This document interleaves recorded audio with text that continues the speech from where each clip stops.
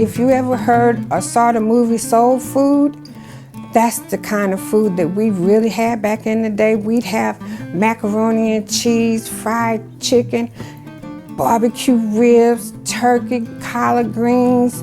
And my mom used to always say everybody came to her house because they knew we had a large family and we were gonna have something to eat. Fried chicken, that was just a staple in the home. Fried chicken, fried pork chops. Maybe that's the little weight on me now, I don't know.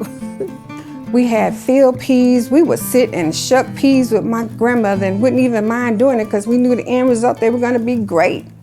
And I remember we had a menu. We had a menu for each day of the week. And just as sure as the day went by, we knew exactly what we were gonna have to eat. And the older ladies, you had fish fries and chicken fries, and you can get a chicken dinner for 50 cents. I remember when I first met my wife-to-be, I took her out to date and at the restaurant across the street over here, and on the menu was scallops, you know. She was from Louisiana, Bogalusa area, Franklin area, and she had not heard of scallops before. I say that to say that our culture was complete. We had chitterlings and we had scallops, if you will, you know. Barks, beverages, or we really call them cold drinks back then. They were so delightful. It was a long time before I knew that they were brewed here in Biloxi, you know, right around the corner there. And the variety of flavors, there was no substitutes, no artificial flavoring. It was the real McCoy. On Friday and Saturday nights, the most popular foods that the majority of people ate were barbecue ribs, barbecue chicken, fried fish. Boy, you smell that? That's the aroma coming from every house, every restaurant. When you came to Main Street, I want you to know you were blessed with some of the best food. Like Jerry Owens' daddy, Lee Owens, who's right over there, Kitty Cat Barbecue. You could not imagine the kind of food that you'd have in there. That's what you get when you came back to town. Real food. We got down. He loved people, he loved to talk, meet people, and he loved to cook for people. He loved to feed.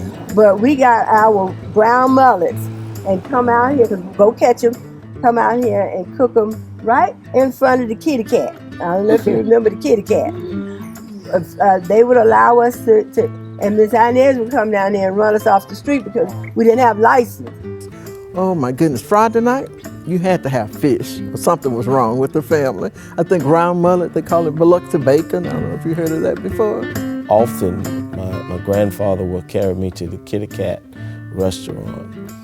Kitty Cat restaurant had the most famous chili dogs and fried fish between, fried ground mullet in between two pieces of bread with potato salad on the side.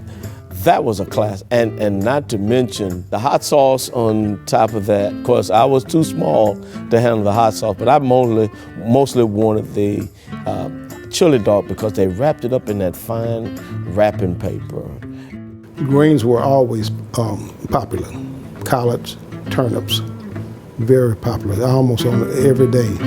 Regrettably, when I went in the military, one of the biggest problems I had was, you're from Mississippi, you know, how much cotton did you pick, you know?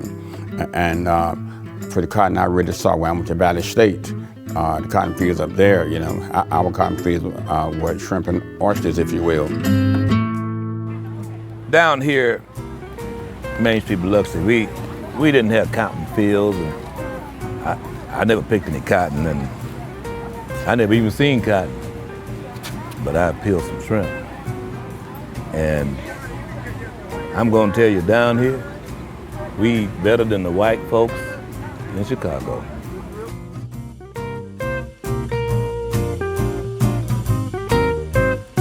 Shrimp and gumbo. Oh, you were with Queen Elizabeth if you had that. You were Buckingham Palace eating at the table with the Queen. We used to go to Bob's down there, and Bob and Mary used to give us the bones. Remember? They get big bone, they cut meat up, and they would give people food. Right here. And lamb is right there, but they would give kids. We wasn't begging. No. They would just give it to people from throwing away. And we used to put them in a fish net, and we go in the back bay and put the tie the string around the bones and catch a bag of crabs, and we'd bring the crabs back, and the old ladies would cook gumbo. My dad and I used to go fishing on the old railroad bridge in East Biloxi. And we'd go there because it was easy to chum the barnacles off and catch sheephead. And so we'd have so much, fresh seafood then we couldn't eat it all at one meal. So I would go on my bicycle to Main Street and sell sheephead. And I'd go in, this is daytime now, and I'd go in some of the clubs there that were bars and sell a string of sheephead, a long string of sheephead for 25 cents, which was a lot of money to me. And we should ride turtles, sea turtles, all day.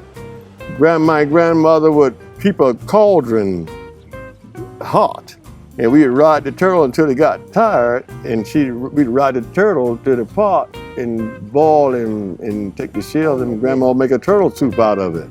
If you ate turtle soup, then you could live a long time. And the turtle actually didn't live that long after we found it. When we found out about that, he didn't live that long. Yeah, of course not. Someone near you found out that there was no food in your home. A neighbor was going to see to it that you would get food.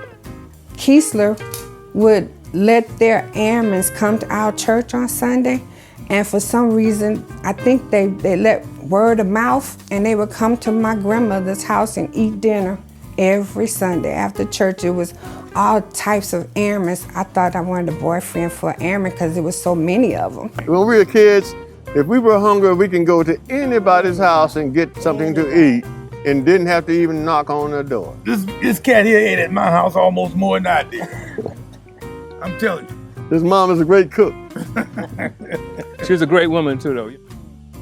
You know, when you came to Main Street, you knew you were gonna get some good soul food. I'm talking about cooks who didn't have much, but whatever they had, they made do with what they had. More importantly, every bite you took, you knew that they put their heart in it.